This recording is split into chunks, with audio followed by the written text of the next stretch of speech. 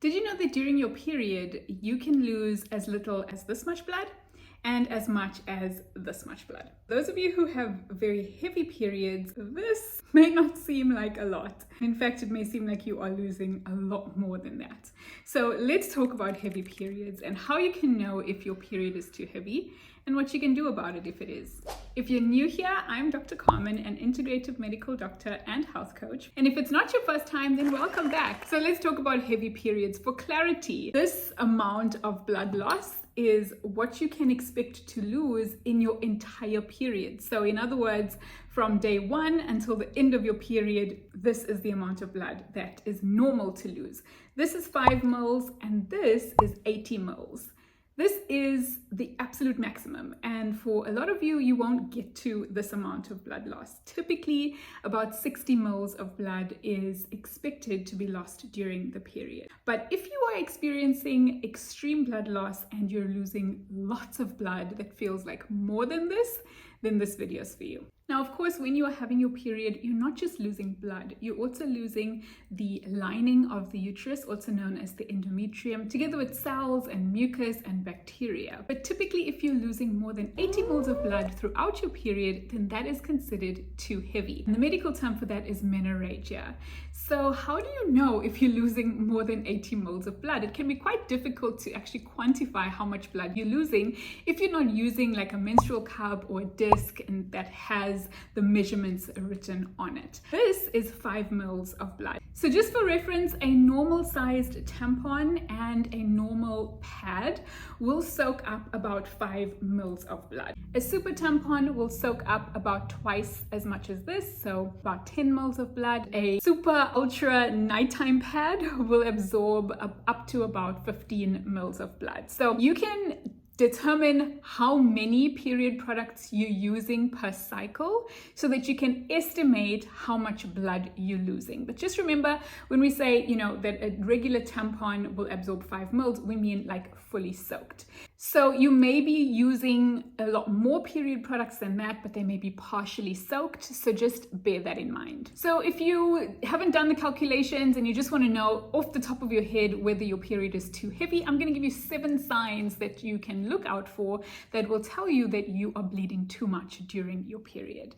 And the first sign to look out for is if you are doubling up on your period products. So for example, if you're using a tampon and a pad, or if you're using a menstrual cup and a period panty. Doubling up on your period products is the one way to know that you are bleeding too heavily. If you are bleeding for more than 7 days, so typically anything over 7 days of bleeding is considered too much bleeding. Now remember, the first day of your period is the first day of full flow. A bit of spotting before your period is not considered the first day of your period, so just take that into consideration. When we're looking at the amount of days that you're bleeding consecutively, we're really talking about full menstrual flow.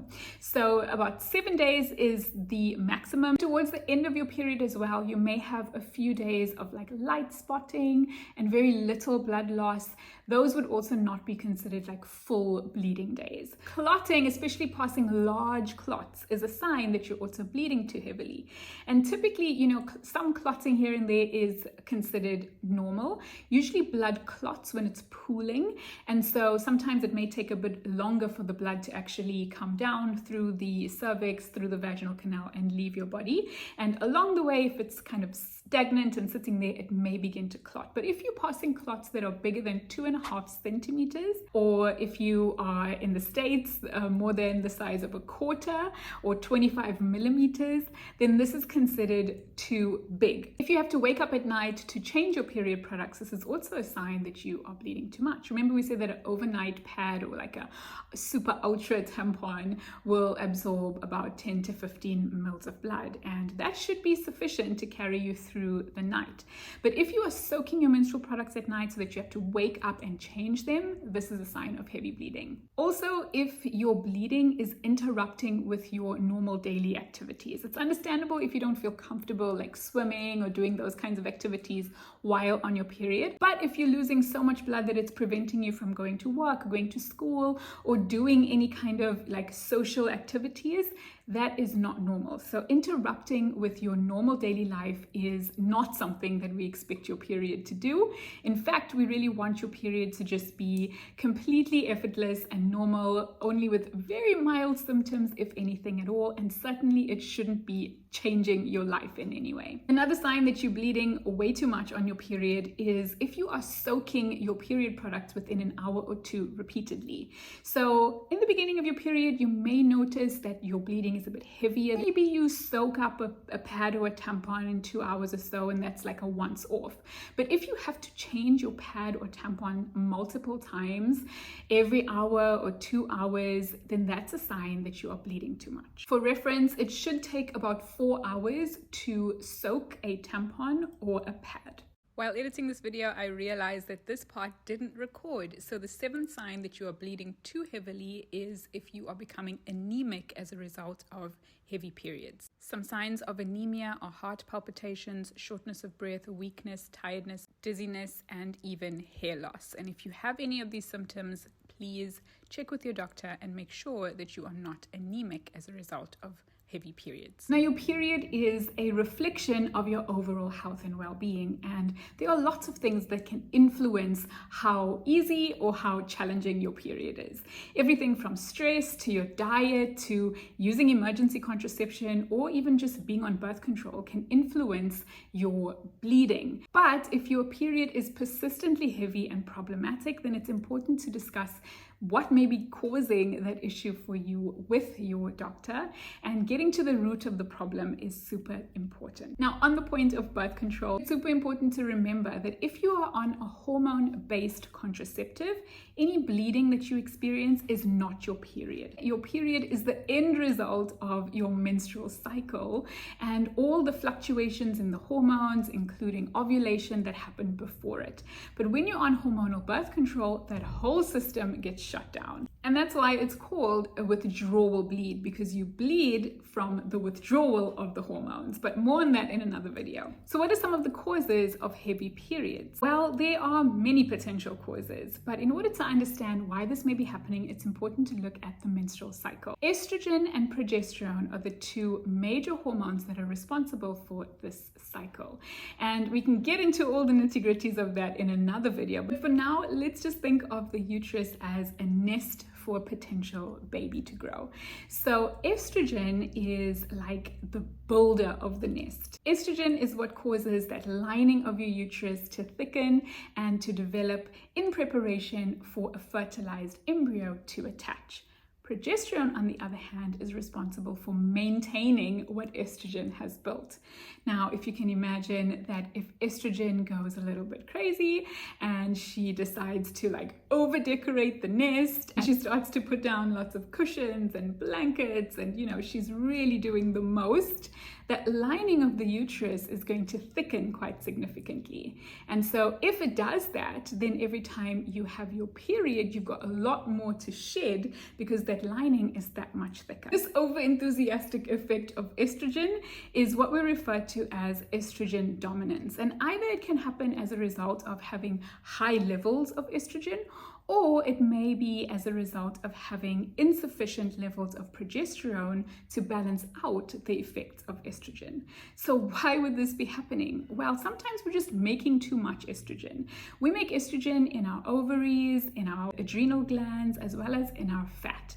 And so if we're producing too much estrogen, this may be part of the problem. Another potential factor is that we are actually exposed to chemicals in our environment that may be contributing to this effect of estrogen in our bodies. And they're actually compounds in our environment known as xenoestrogens. And these compounds actually impact our bodies in the same way that estrogen does. They can either mimic or even block the effects of our hormones inside our bodies. And these can be coming from things like plastics and pesticides, phthalates, parabens, and even the birth control pill. So exposure to high levels of these xenoestrogens can lead to an overall increased estrogen effect in our bodies. Another reason why this may be happening is if we are not actually breaking down and eliminating estrogen effectively. This has a lot to do with our liver health, because that's where estrogen is broken down and repackaged, as well as our gut health, which is how we actually get rid of estrogen. And then I mentioned sometimes the effect of progesterone is just not enough to balance out the effect of estrogen. And this may be happening if we're not producing enough progesterone. So what can you do about this? If you're experiencing any of these symptoms, please don't ignore them. Speak to your doctor to determine what may be the underlying cause for you. So getting a diagnosis and discovering the root causes for you is the first step. But here are 3 tips that can help you to improve your period.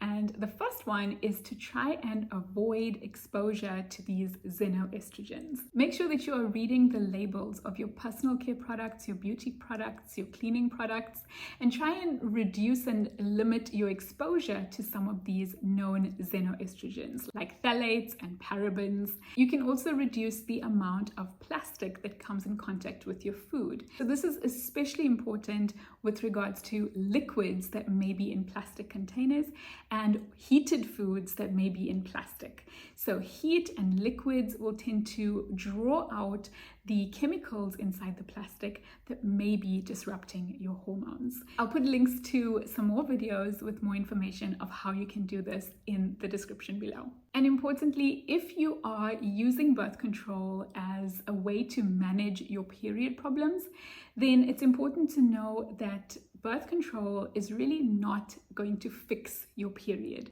It's far more important to get to the root of what may be causing your period problem and address that, because birth control will simply cover up the problem. And sometimes when you've been on birth control, especially for a long period of time, and then you stop it, then your period problems can sometimes come back fast and furious. And you may end up with an even worse period when you come off birth control. Period problems are not normal. And so if you're having a problem with your period, getting to the root of why that may be is going to be super important. The second thing that you can do is to focus on increasing the amount of fiber in your diet. The reason why this is important is because we eliminate estrogen through our gut and our urine. So increasing the amount of fiber in your diet is one way that you can support your body with eliminating excess estrogen. My third tip is to manage stress. Now, this may seem impossible to do because a lot of the time we can't escape the stressful situations in life. But it's important to know that the more stress your body is under, the less balanced your hormones will be. And that's because our stress response is intricately linked to our reproductive health. And excess stress hormones like cortisol, for example, can actually increase the amount of estrogen and reduce the amount of progesterone that we make.